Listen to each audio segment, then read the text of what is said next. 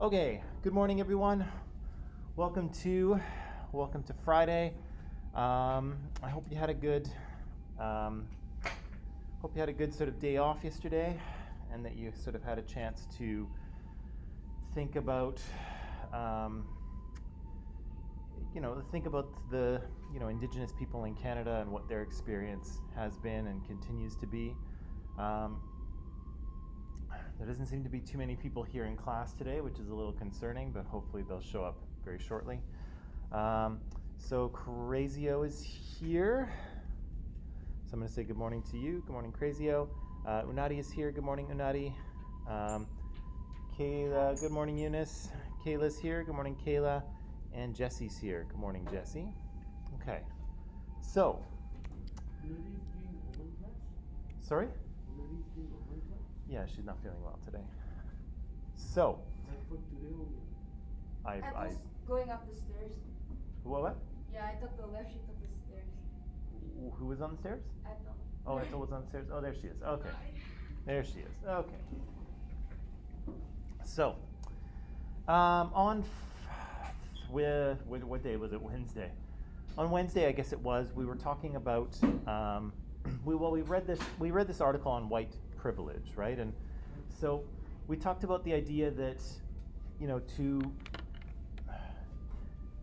knew what privilege meant, right? It meant to have certain benefits and advantages and opportunities that others didn't have. And we said that, people in the dominant group in society are the ones who have those privileges, right? And well, I'll get to that in a second. We said that, privilege is not necessarily a bad thing. And I forgot to point this out on Wednesday. But you remember when we read through the article and Peggy had that list of, privileges that she enjoyed? We should probably point out that some of those are not bad, right? Like one of the ones where she says, if she moves into, a new apartment, she can expect that her neighbors will either be sort of neutral toward her or pleasant toward her, right? And we should all, that's a privilege that everyone should have, right? So some of these privileges are not bad. It's just that we want everyone to have access to them, right? And again, we said that people can actually use their privilege for good, right? People who are listened to, people who have power in society, can use it in order to create more equality within society, right? So again, privilege is not, some privileges are not bad. It's just that we want to extend them to everyone. And if you have privilege, you can use it to help others, right? And again, that's a useful thing, especially since, whatever privilege you might have in society is, for the most part, not earned, right? So if I'm in a bunch of dominant groups here in Canadian society, I didn't earn any of those things, right? Did I earn being white? No, I just am, right? Did I earn being a man? Nope, just am. Born like that. I was just born like that.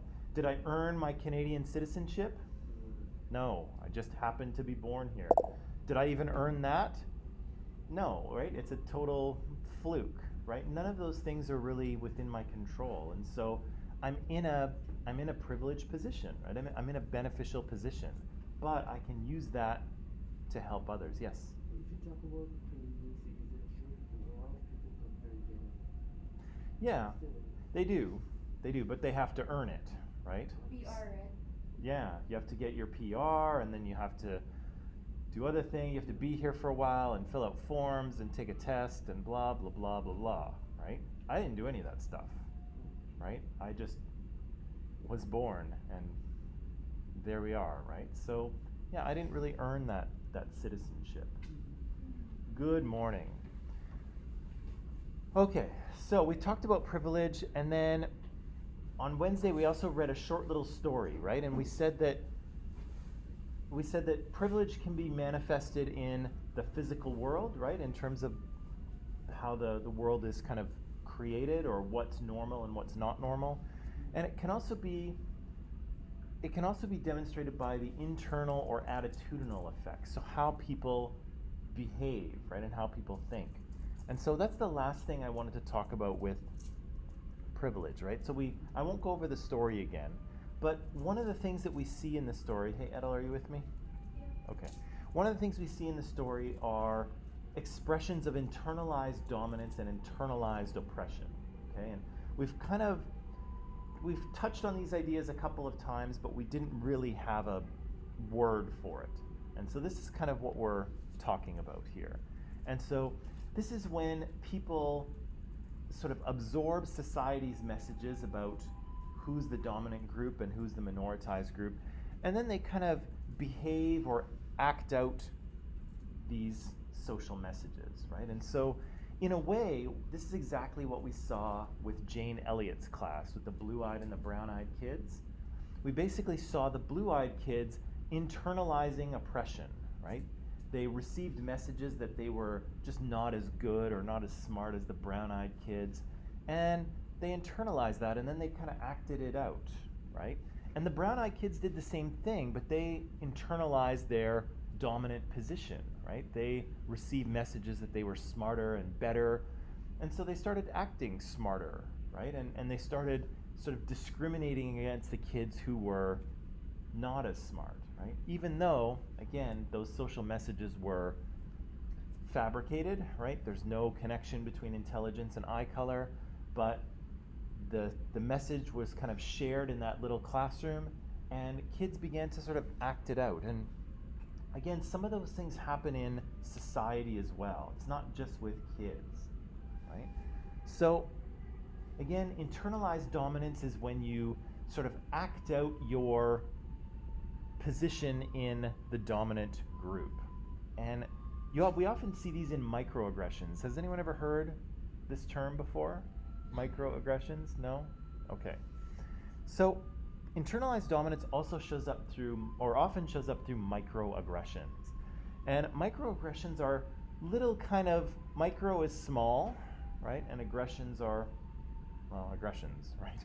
So they're kind of like little pokes at people, right? Just a little poke at you. But it often comes out unintentionally, right? So it often happens without people really being aware that they are saying these things or behaving this way, right? So here's a couple of microaggressions for you, right? So people asking a person who's multiracial or their race is not entirely, easily discernible. They're like, what are you anyway? So rude. It is kind of, why is it rude, Eunice? Because it's like, what are you? Even the phrase itself sounds a bit like rude. Yeah, what, right? What is like, we usually reserve that for things, Yeah, it's right? like you're referring to them like they're not human or something. Yeah, it's a little dehumanizing on one hand, right? Because you're saying, what are you? But what else is being said here under the surface? What's kind of the hidden meaning? It is rude to just say, what are you? What it means, what race do you belong from? Yeah, and why am I so concerned, I wonder, if I was to ask that of someone? Someone because that person doesn't like a specific race, if he belongs from that race, then you might not like it, but judge the person on the basis of race. Yeah, I'm kind of looking to judge you on the basis of race, right? I know I have a bunch of stereotypes about people of different races. I don't, but I have a bunch of stereotypes about people from different races. So tell me which one you are, so I know what kind of box to put you in, right? What kind of stereotype should I apply to you? I don't know. So what are you? And once I know, then I'll be able to figure you out, right? I'll be able to apply those ideas to you. So again, it's a little bit rude saying what, but it's also the underlying message, right? I want to know what you are, what race you are, so I can apply my stereotypes, right? What about this one? I bet you were beautiful when you were young. That means the person is not You're not beautiful now. It's like you're calling them as they grow older, they get uglier. I know, right? You must have been so beautiful when you were young, because you get uglier every year, right? Terrible. Good morning. Terrible. That's But very rude. that's very rude, right? But again, as I say, think of the underlying message, right?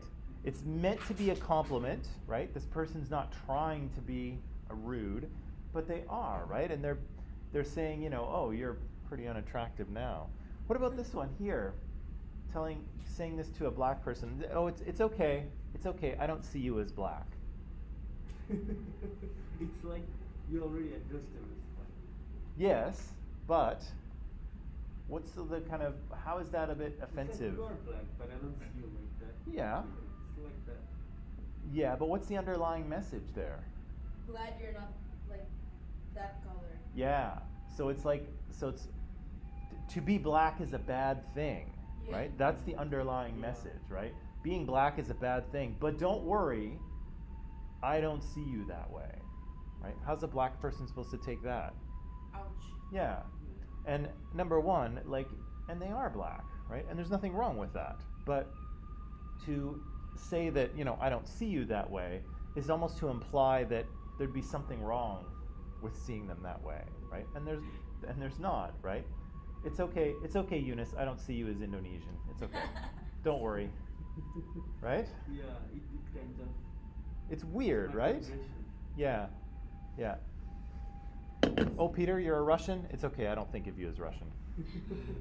Thank God. Yeah, but if it feels weird, right? Yeah. It's like, well, why not? Right? Like, what's wrong with being Russian? What's wrong with being Indonesian? Nothing. Right? But if someone is very fat and you go up to them and say, "Oh, you're fat, but I don't see you as fat." yeah. It's like, Yeah. That's it's similar but tricky. Yeah, similar but tricky. But fat tricky. yeah, and there's lots of these too, and I won't sort of belabor this point by going through all of them because we don't really have enough time. But I'll encourage you just to look at a few of them and just kind of pay attention to what the underlying message is, right? But a lot of people ask these basic questions like, where are you from? Yeah. Or where were you born? They don't seem like bothered that much with these questions. Well, and that's a tricky one, right? Because, I'm glad you brought that one up because I did want to talk about it. The idea of oh, where are you from? Now, in a school like Columbia College, that's a perfectly reasonable question, right? Because I know that all of our students are from somewhere else. International. Yeah, we have no Canadian students here at Columbia College, right? So it's a pretty safe question for me to ask because I know you guys are all from somewhere else. But when you're just walking around the street in Vancouver, and then you say, oh, you say to someone, well, where are you from? The thing is that you can't really tell who's a Canadian and who isn't, right? Because we are a very multicultural country, but what kind of people do you think get asked that question just out in society? People that look like me? Asian. People of color. People of color, Asian people, right? They're the ones who get asked. Nobody asks where I'm from, right? And why is that? Because this is, I'm going to put this in, the whole thing in quotes. This is what Canadian looks like, right? Canadians are white, right? And so some people will ask, oh, where are you from? And again, if you ask a person who is ethnically Chinese in Vancouver, you may be talking to someone who got here like 10 minutes ago on the last flight, or you may be talking to someone was born here, and their parents were born here, and their grandparents were born here, right? So, you could talk to someone who is ethnically Chinese, who of course just got here, Same. but also someone whose family has been here longer than my family, right? Like my grandfathers weren't born here. So, yeah. Oh. So that's the thing, right? Is that when you ask, the people who get asked are the people who are not white, right? And again, the underlying message is that you don't belong here, right? This is what Canadian looks like, and you're not that, right? That's the kind of message underneath. And again, it depends how you ask and who, right? So that's why these things are kind of microaggressions, and that's why they're difficult to deal with, because sometimes they're microaggressions, and in a different context they're not, right? Like if I were just to walk up to a Chinese person in Vancouver and say, hey, where are you from?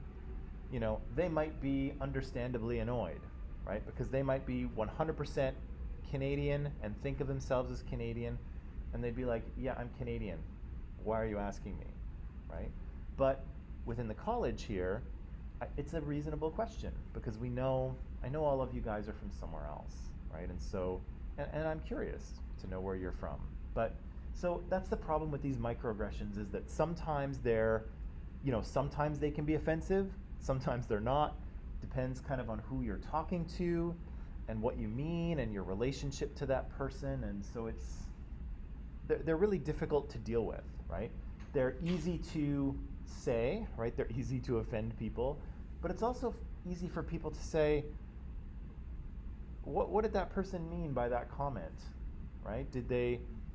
Were they trying to say something, or were they just trying to give me a compliment or just make conversation, right? And that's what's tricky about these microaggressions is that they happen unintentionally, they happen because of the sort of social programming that we have, and sometimes it's very easy to offend people or to be offended without really intending it.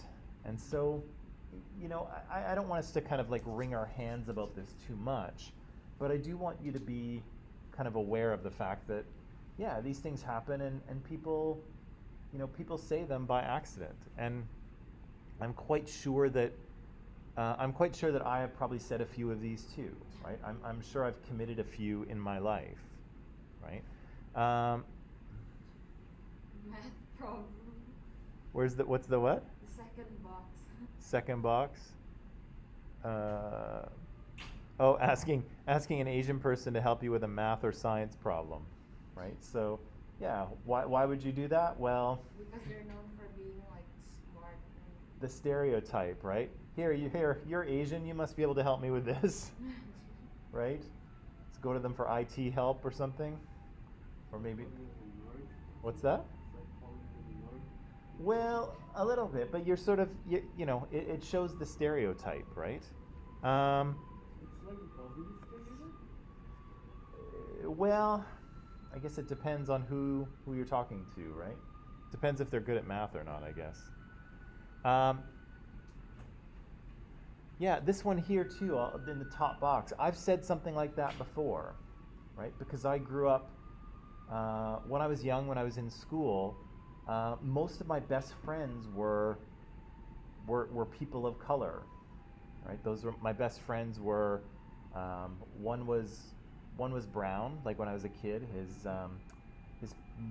dad was from Pakistan and his mom was from Philippines, so he was brown. And then in sort of junior high, my best friend was black. His parents were from Guyana, and so I used to kind of trot this out and say, oh yeah, well I'm not racist because look, I had friends of color, and it didn't really make any difference to me, right? It wasn't a thing to me. You really didn't mean to say the hidden messages. What's that? You really didn't mean to say the hidden message. You meant it as you're explaining yourself how you are. Yes. You're being friendly. Well, it depends, but that's the thing, right? It depends on when I say this, right? Because what's my reason for saying it? Am I just telling you, or am I telling you because I'm trying to say that, oh, I'm not a racist, guys, because look. And again, it's true, but it doesn't mean that I cannot be guilty of, any racial things, right? Just because I had friends of color in the past doesn't make me immune to doing anything else wrong, right? So again, this is why they're tricky, because it depends on the context, it depends why people say what they say. Some people just don't mean it. Like sometimes they intend to see it as a compliment, but others like who got the word can get like offended. Yeah, and that's an important point, because we have to all be ready for the fact that we can say these things and offend people even though we don't mean any offense, and people can be offended, right? Even though, or not, right? Or not, all unintentionally, right? So just because you may have said something like what's on this list, it doesn't make you a horrible person.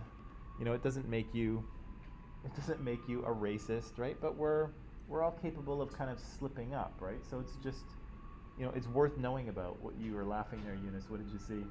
That's so gay. Oh yeah, that's so gay, right? I don't know. Do people say that anymore? Is that like a thing that young people say still? Yeah. Yeah, and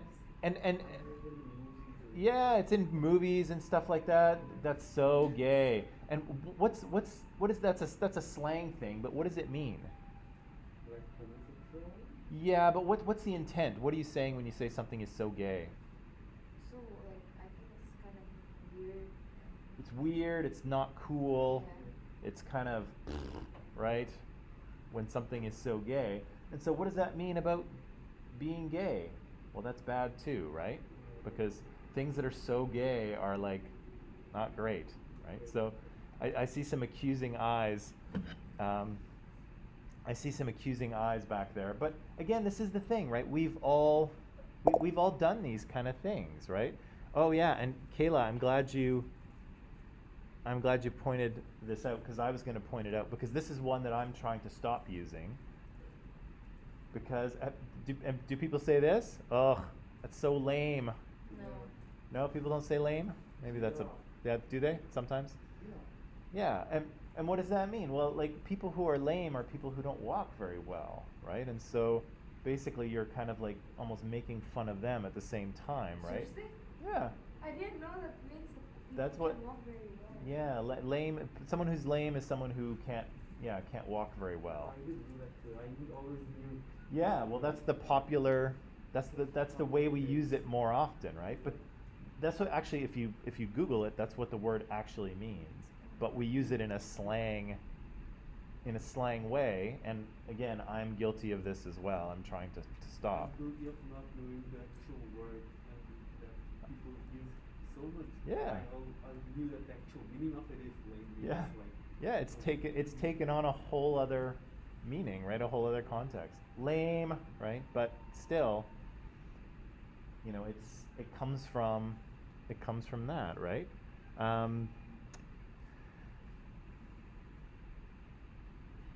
Yeah, there's a few others too, right?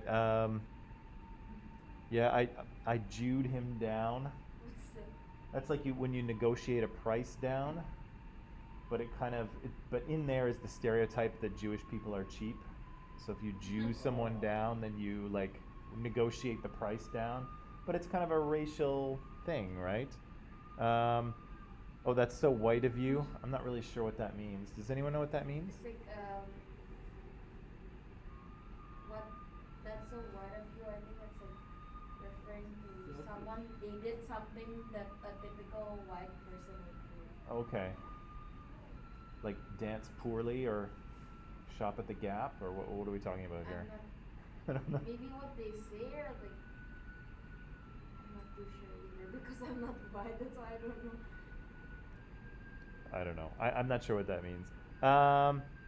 Anyway, so there's tons and tons of these. what was that? We got chipped. Oh yeah. So gypped comes from, that's a kind of a racial thing about gypsies. Yeah, but what does that mean? So gypsies are kind of a European people who are kind of semi-nomadic. There's been a lot of prejudice and discrimination against them for hundreds of years in Europe. They have a reputation as being criminals and thieves, which they're not necessarily, but that's the stereotype. And so when you got gypped, you got robbed, right? Somebody took something, or somebody, overcharged you, kind of thing, and that's what it means. What are you guys talking about? I see lots of wide eyes. Because it's a huge problem in Russia. They steal so many things from us. Like, I mean, even though if not all of them are like this, Yeah. like really a huge vast majority of them. Some are, yeah. And there's probably, I would imagine there's a lot of kind of prejudice and discrimination towards them as well, right? People don't think of them fondly, Sure. right? Yeah. So, but that's, that's where the this term comes from, right? That sort of reputation of, oh yeah, I got gypped, right? I got robbed. And again, sometimes there's a grain of truth to some of these stereotypes as well, right? That's kind of why part of the reason why some of these stereotypes hold on so long is that there is some element of truth sometimes, not with all, but with some. Yeah, like why do you think we have a stereotype about Asians being so good at math? Are they in fact better at math? Not necessarily. Not necessarily? Where does the stereotype come from, I though? think it means they're nerd or you're a nerd. Yeah, but sometimes. Why do you think we think of Asians as being good at math and science and stuff? I have no idea. No idea? Because I'm not good at math. No. Me too. I kind of think it comes from the idea that I think that in a lot of, particularly China, but other other East Asian countries as well, schooling and education is very highly prioritized, right? There's a lot of pressure for kids to do well in school, but especially to do well in math and hard science. So I think, often, yeah, you see Asian kids that are, good at math, but there's also a lot of kind of parental and cultural pressure to be good at that anyway. So are Asian people better at math? Not necessarily. Is it culturally valued? Yeah, I would say it probably is. I don't know for sure. That's my theory of where it comes from. But I think the parents also have a part in because most or some majority, I guess, of the Asian kids. Mhm. I'm not too sure for other countries, but I know some parents to pressure the kids into you have to go to this university, you have to take this major, you have to work here later and stuff yeah, you don't have your own choice, you have to follow your parents' choice. definitely. But again, if that pressure is to excel in school and to excel in math and science, then yeah, I think you're probably going to see higher scores. Doesn't mean that they're necessarily genetically better, but it's just there's more pressure to do that, right? I think if someone's supposed to call good at math, then it should be Europeans, because math is invented by Archimedes and brought from Italy. Yes. So I think they should be the one called good at math. Maybe. Okay, so my point here is that there's lots of these floating around. Again, we should be aware of them. We should try not to do it. Again, there's some context where it's okay, but you've got to sort of think about what you're saying and to whom, right? And it is easy to say one of these things and offend people, and sometimes that happens, right? And I've done it. Oops. Right? And doesn't make you, an awful person. Just apologize and do your best, right? That's all you can do. The other side of this is internalized oppression. And again, that's like the blue-eyed kids, right? They felt they weren't as smart. Do we want to pull that down a little bit? So bright. Oh, you want to do it? Okay, thank you.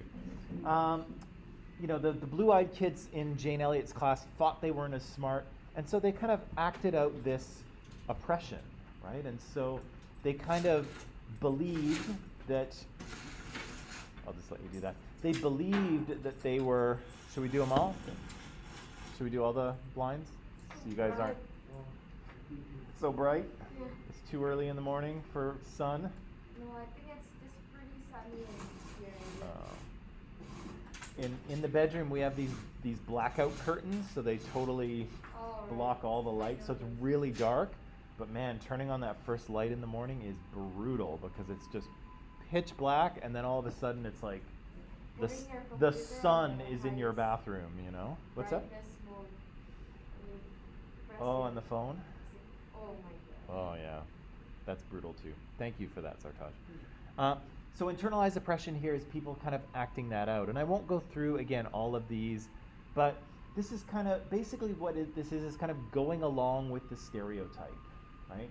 And again, it's not a fault of people in minoritized groups, no more than it's a fault of people in dominant groups. But when these ideas are kind of circulated through society and they're part of our socialization, they're very hard not to believe, and they're hard not to absorb, right? Because they're kind of carefully worked into the operating system of our culture, and yeah, it's very easy to just absorb them and act on them and not even really think about what's going on. And so it happens for people in dominant groups, it happens for people in minoritized groups as well.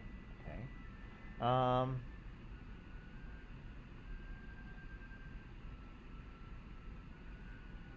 Okay, so last thing so I've got a list I won't go through this list as well. Maybe you can read it later if you're studying or whatever. And the last thing, of course, we'll say, which we've said a bunch of times before and we've mentioned, is that people who have privilege generally don't realize when they have it or don't realize when it's happening.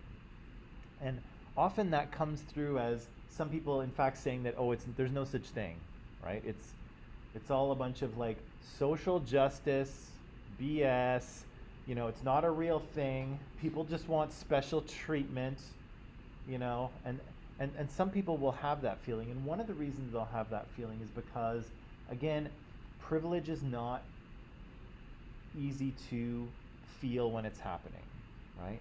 And so, again, I'm a white male, English speaker in Canadian society, and I'm a Canadian citizen, and I've probably benefited from all of those things.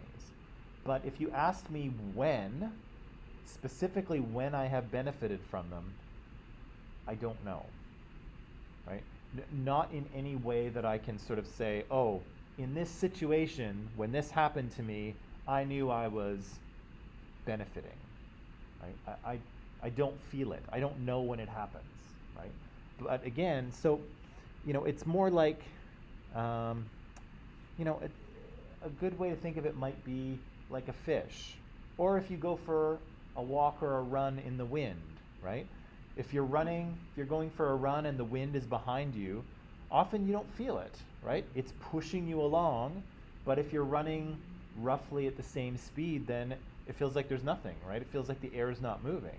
But then when you turn around to come back, suddenly you're getting the air in the face, and you're really pushing against it to make way, right? And privilege is very much like that. You often don't feel it when it's pushing you along, but when you don't have it and it's kind of in your face, then it's not there, right? You don't have it. Okay, any questions there? Yes. About privilege? That it's often invisible to people who have it. They don't realize they have it. They don't realize when it's working for them. Yeah, but if you don't have it, you often feel it, and you'll know. It's why some people who have privilege, like if they see someone else without it, or like what, they get shocked. They what? They get shocked, like if people who get used to that privilege and like they don't realize it when they see someone without that kind of like privilege, or they don't get treated the same way, they're like, what? I remember when we from that school, a friend of mine got an iPhone. Yeah. And in her school we only had it, and then he was a B student, and then he came to school and when he asked us what phone to use, and I said, we're just kids, we don't use any phone here. Yeah. You don't have a You don't have a phone. phone? I have an iPhone. It seems like you didn't have that privilege. And he was like, thank you.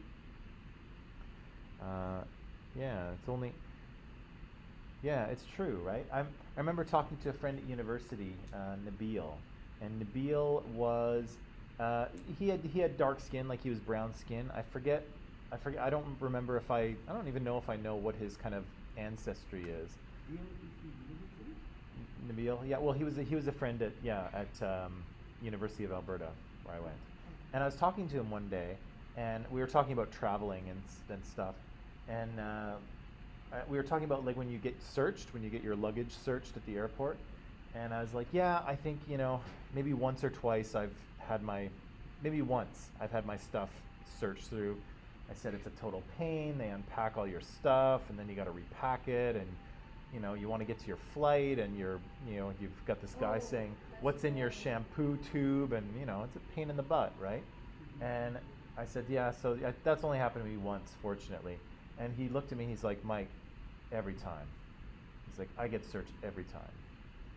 And Yeah, because we they, assume some people look like rubber, like what? Like, yeah, he's brown, right?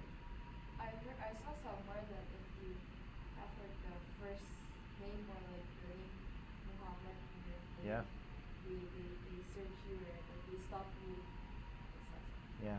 So and for me that was kind of that was an iPhone moment, right? Where I assumed everyone was searched relatively equally, but Nabil was like, nope, every time, every time I go through, right? And he's Canadian. Nabil's Canadian, but he looks different, right? And he gets searched. Okay, so that is, I think that's it for, yeah, that's it for oppression and privilege and power and all that stuff. Next, we'll move on to ableism, but I'll tell you what, let's take a slightly early break, and then when we come back, I'll start ableism, and then I've got a little documentary for you to watch, okay? So take a break, come back, and then we'll switch gears a bit.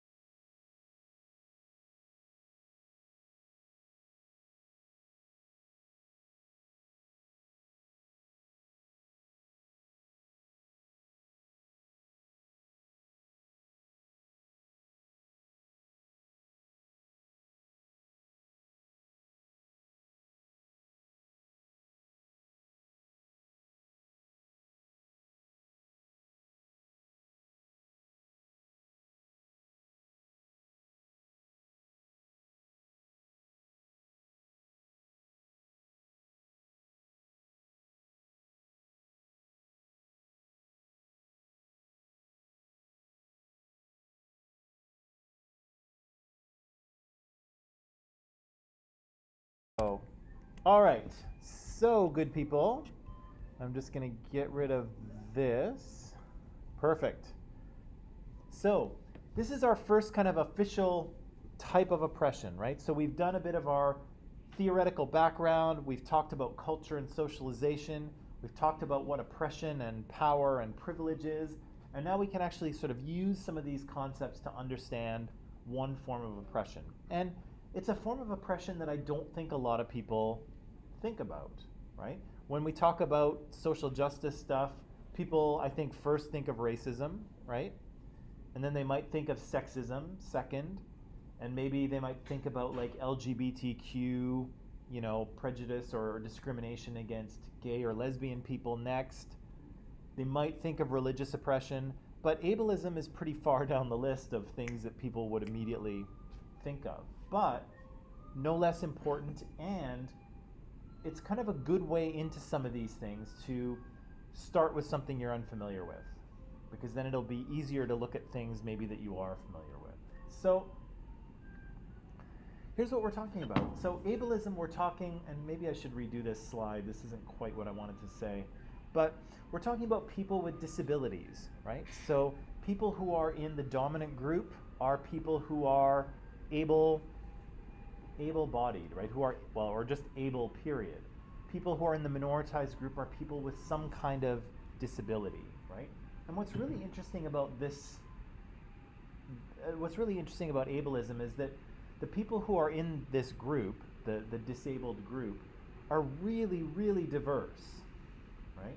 So people can wind up with, people can have disabilities in all kinds of different ways, right? You can have, do I have slides on these? Oh yeah. So some people can be visually impaired, right? Maybe they don't see very well, or maybe they're completely blind, right? They might not hear very well, or they might not be able to hear at all, right? So we can have people who are vision impaired, who are hearing impaired. We can have people who have mental illness, right? And again, I'm not talking about, lots of people have depression, and some people have, anxiety and sometimes panic attacks, and those are fairly common, but we're talking about stuff that will really disrupt your life, right? People who have schizophrenia, right, or bipolar disorder, or who have like extreme levels of depression and other mental illnesses as well. Those people are. What's that? Does that count? OCD. I think it would count as. I think it would count as a mental illness, although it's kind of. Hello again. Sorry. I was gonna say good morning to you, but I was like, no, you're here already, dude. Yeah, but welcome back, I guess. Wasn't it like Wasn't it what? okay? Yeah, it was a break. Yeah, absolutely.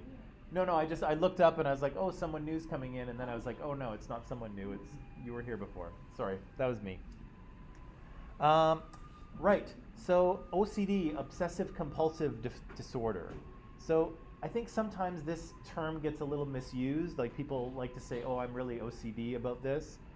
But, everyone is kind of a little bit particular about some things. But people with OCD have to do things a certain way in order to kind of not have panicky feelings, right? They have to kind of exert control over the environment in order to sort of keep themselves calm. And if they're not able to, it really causes a lot of anxiety and fear and all kinds of things. So, we're all kind of, we're all particular about some things, right? We like our things a certain way, but that's not OCD. OCD is where, you really need to control your environment, and things need to be, you need to do things a particular way, or things need to happen a certain way, or, it makes you, or it really upsets you, right? So real OCD is kind of a different thing, and people have it for sure. Yeah, so people with kind of pretty serious mental illness fall into this category. People with intellectual disabilities, right? So people who are kind of well below the average IQ, right? People who might struggle to find employment or sort of take care of themselves or just kind of understand the world around them, they'll be in this. People who have an acquired brain injury, so people who have injured their brain somehow, they'll be in this disabled category as well. People on the autism spectrum, so people who have difficulties with communication and kind of understanding the sort of social interactions and feelings of other humans, they'll be in this group as well. And then people with physical disabilities, right? People in wheelchairs, people who, can't move around very well or can't sort of use their body in the same way that we do, right? What So does dexterity means like the ability to kind of move your hands or move your body the way you want to. Usually dexterity has to do with your hands, and so your ability to move your hands the way you want them to move. So all of these people fit into this category. And again, I think for most of us, probably all of us, we all are in the dominant group here, right? We're all, our physical bodies operate, in a quote unquote normal way, right? None of us, I don't think, have a serious mental illness. I'm sure we all struggle with various things because that's very common, right? But I'm assuming all of us belong to the dominant group here, which is, again, kind of interesting to think about. Most of the, maybe I'll go back one here. Yeah, most of the stereotypes around disabled people are some of the things that we've mentioned in that little story with the three-eyed people, right? People in that story, people with two eyes were seen as less, right? Oh, that one. Yeah. What's that? People with what? With two eyes. We read the story on Wednesday about that. So they were seen as less, right? Their lives weren't really, you remember the play that she went to? Her life was, like how could you go on with only two eyes? Oh, Two eyes? the despair. You didn't read it, did you? No. Well, that's because you have to read it, otherwise you have no idea what I'm talking about. Oh, But anyway, like how could you go on with two eyes, right? And so people with disabilities also have similar stereotypes, right? That they are less than other people, that their lives are worth less, that, why would you want to have an existence like this? And so that limits them, right? That causes discrimination against them, and it limits their opportunities in life, right? Even, not their disability does, but then there's also stereotypes that sort of support that. So, good. Which brings me to our documentary, okay? So, our documentary here it's a documentary about a particular individual, okay? So he has a disability, okay? And what he's going to do is he's going to take us through his kind of investigation of disableism or ableism. So he's going to be the victim of a disability hate crime. He's going to try to figure out what he can do about it, but he's also going to talk to you about his experiences in society, how people kind of relate to him, and how that makes him feel. And then he'll also talk a little bit about what can be done, right? What can be done to overcome these stereotypes and prejudices, okay? So, if you'll give me 1 second here, I'm just going to put the information into Microsoft Teams so that you'll have it, and then we can watch, okay? Does anyone have any questions for me right now about this or anything else? The meaning of the universe? Anything? I think it's actually my first time hearing about the word ableism.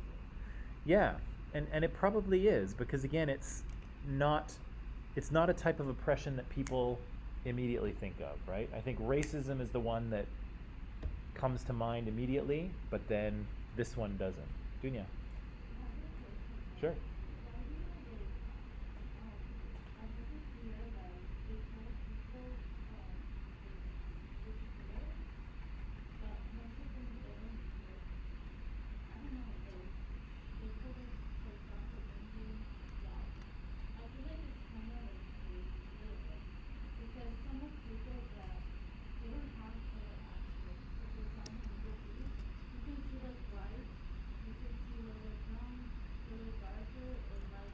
Okay. You can't really tell them, oh, like, you're brown, you're skinny brown. Like, it's kind of, like, racist. Uh, You can't make it that, like, oh, like, this is the same thing to everybody. And they apply it to every culture or, like, every, I don't know. okay, I'm really curious. I'm really curious to understand what you're saying. So, you're saying that so it's the difference between like at home and here? Yeah, I feel like here too. That's how I feel. I feel like it's kind of like racist to tell people, oh, like you're brown and you're skinny black, or like it's not, I don't know, it's not really telling people, or like recognize the fact that it's not like their skin, you know? Like you shouldn't call attention to it Yeah, like here or at home or just here. here. Yeah. At home, I've never heard of that. Okay. Like, nobody calls you that. Even though we have like people of color, but like they're all from the same country. Right. So they have like every like usually they have like different things. Uh-huh. Or they have like people of different color, you know? Different So their race or their skin color kind of overlaps with their nationality. So if you see like my friend, her skin color is darker than mine. Okay. But we've never like noticed it, you know? Uh-huh. Like we know that her skin is a little darker, but we never, I don't know. Okay. It's kind of like weird. Okay. Yes, I hear what you're saying. Yeah. Sorry, I went away from the microphone there. So, Dunya's comment was a good one, and it was, I think part of it was, you know, we're paying a lot of well, we're doing ableism, so we're not supposed to be right now, but we've mentioned a lot of reference to skin color, right? About, you know, who's white, who's brown, who's black, and you know, Dunya's comment was that, you know, in some places and in some countries, it's just not a thing that people pay so much attention to, right? And that's certainly true. And in some countries, it is something that people pay attention to. The way we're kind of talking about it here is that we need to pay attention to it in order to understand social inequality. And so, you know, I think in an ideal world, we wouldn't really pay much attention to it at all, right? Some people would be one color, some people would be another color, whatever, doesn't matter that much, you know, we're all people, right? That would be a nice place to kind of arrive at. But unfortunately, that's not really where we are, particularly in Canada, but also in the United States, right? So it will kind of, you know, how these things are, what things are important or what things are not, will vary depending on what country you go to. And maybe, you know, your comment, maybe it's worth me saying that part of the way I teach this course is very like Western country oriented. And the reason it is because that's the country that I understand, right? Like I can't talk about, you know, the racial dynamics in Bangladesh, right? Because I don't know, right? I don't understand, you know, the racial dynamics in Indonesia, right? Or in Syria, or in Kazakhstan, or Russia, right? And so what I'm trying to do here is sort of hopefully get you to understand this enough so that you can look at your own societies and see how things work in your own society, because I don't understand that. And so I can't get up here and teach about Bangladesh, right? That's ridiculous. But I'm hoping if I can teach you how my culture works, you can turn around and understand how your culture works. That's my plan anyway. So Dunya's right. Some of these things are, you know, more important in some places and less important in others. Very true.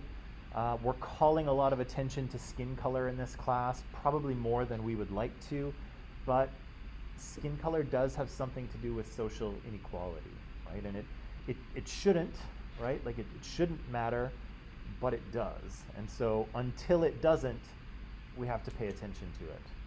So you think this maybe is like oh, like he's from India or like into India. Because I don't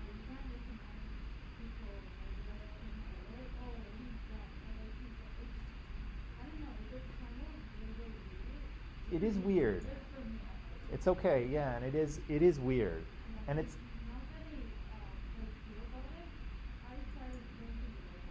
yeah, Every time I see kids like making a question, I'm like, oh, heat pump, heat like I started thinking that way, so that's yeah, why yeah, and I what we don't wanted, like it. and yeah, and I get that, and really, and again, what we're trying to do is to think about and understand how people might be seen in society, right? So, our job here is not to necessarily see people as different, but to know that, you know, if you're a black person in the United States, your experience of American society is going to be different than a white person, right? And we don't just want to, you know, some people say, oh, I don't see color, and that's no good, right? Like we want to see color, but we also don't want to make it the only thing we see, right? And again, until it doesn't matter, we have to pay attention to it, right? And then hopefully we get to a place where it doesn't matter anymore,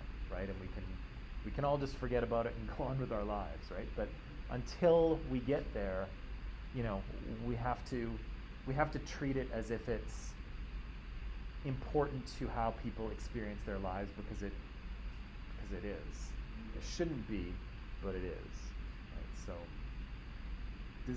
does that help? Does that kind of address what you were talking about a little bit? I get it. I get it. It's and especially because we're encouraged not to really pay attention to it. And hopefully eventually we'll be at a point where we don't and it doesn't matter. But until it doesn't matter, it does. If that makes if that makes sense. Okay, so here's what I'm going to show you. So this little documentary is called The Ugly Face of Disability Hate Crimes, and I've got some questions here. All of these questions are in Microsoft Teams. I posted them in the main sort of post chat or whatever, so that you can keep track of them.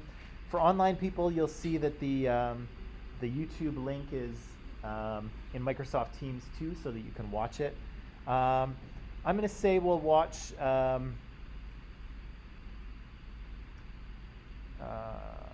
going to watch 20 minutes of this. Okay, we'll watch 20 minutes, then we'll come back. We'll do a very quick wrap up, and then I'll let you go for the weekend. Okay. So online people, will see you in 20. Again, the questions and the link is in Microsoft Teams, and so we'll see you back here just very shortly.